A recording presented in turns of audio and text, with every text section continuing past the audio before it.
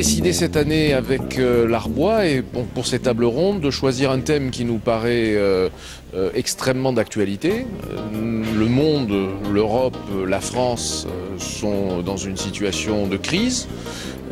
Ces crises sont liées notamment à beaucoup de risques qui sont apparus ces dernières années, risques économiques, risques financiers, risques technologiques, risques scientifiques, donc toute une série de choses qui font que nous avons le sentiment, nous, avec les chercheurs, avec les universitaires, avec les chefs d'entreprise qui travaillent sur les thématiques environnementales, que ce sont des portes ouvertes très largement à des opportunités. Opportunités d'activité, opportunités de croissance, opportunités d'innovation, pour autant que les débats soient bien posés dans les sociétés dans lesquelles nous vivons. Ce qui est très frappant finalement, c'est que par rapport à ces notions de risque et de crise, les opinions publiques peuvent réagir de façon très différente suivant les pays et les endroits où on se trouve, en fonction de la nature du débat.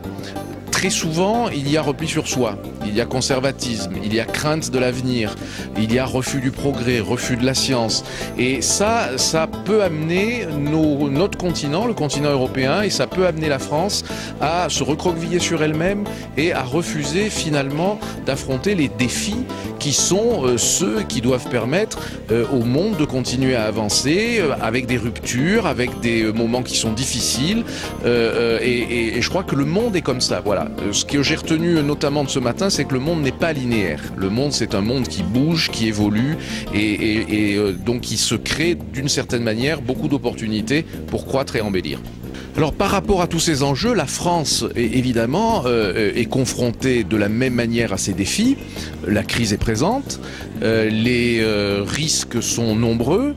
Les gouvernements, on le voit bien, les précédents, les actuels, sont finalement un peu hésitants sur la manière de conduire la transformation dont nos sociétés ont besoin et sont notamment hésitants à prendre à bras-le-corps les défis pour créer ces opportunités de croissance. Les débats qu'il y a eu au moment du Grenelle de l'environnement, le débat actuel sur la transition énergétique, sont des débats où on voit bien que les questions sont sur la table, les questions sont posées.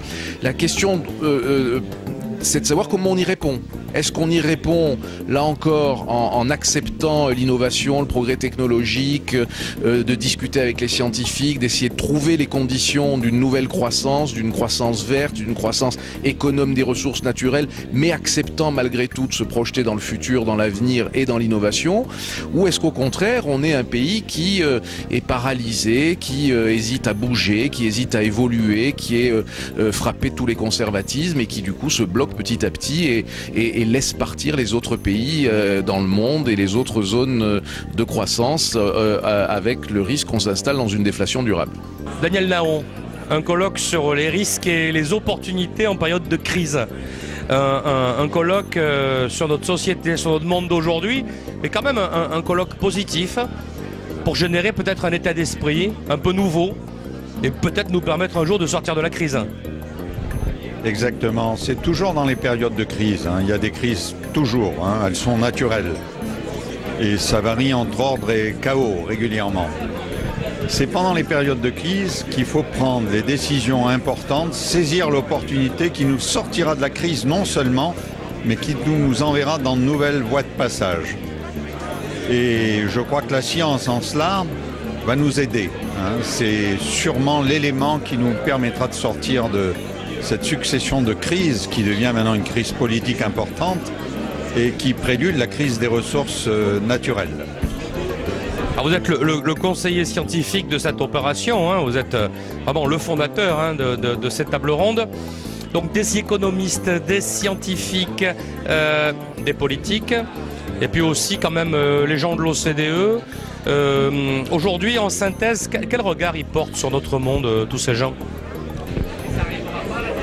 Disons que dans le monde français, il y a une véritable ségrégation de la science, hein, c'est un outil sélectif.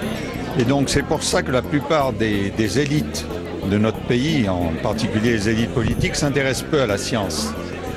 Dans le monde anglo-saxon, c'est différent. Les gens sont très près de la science.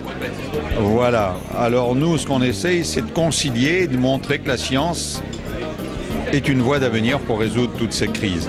Donc ils portent un regard très intéressé sur les scientifiques parce qu'ils savent que c'est au carrefour des disciplines qu'on résoudra beaucoup de problèmes et en tous les cas que se créeront les métiers nouveaux, ce qui nous manque aujourd'hui terriblement et qui nous fait approcher de la décroissance. Alors on dit souvent que les Français sont en pleine sinistrose, que le pays est pessimiste. Quel message d'après vous est adressé à la France aujourd'hui? Non, c'est un message d'optimisme. Les gens sont trop pessimistes et donc ça nourrit la boule de neige.